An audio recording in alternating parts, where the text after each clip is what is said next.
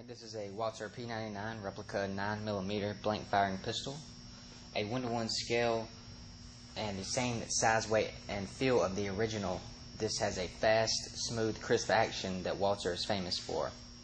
It is constructed of a polymer frame with a steel slide, and it uses an internal striker instead of an external hammer.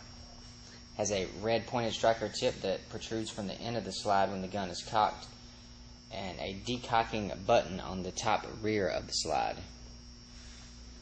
Has an overall length of 7.1 inches, a weight of 1.5 pounds, and a magazine capacity of 15 rounds.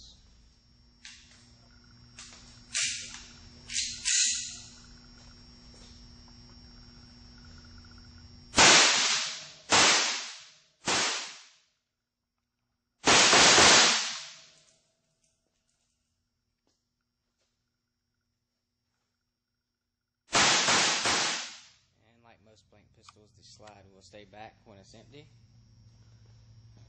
This gun includes the gun, one magazine, a cleaning brush, an instruction booklet, and a hardshell foam-lined carrying case. You see here it has a nickel slide, but this is also available in an all-black color. This gun is made in Germany.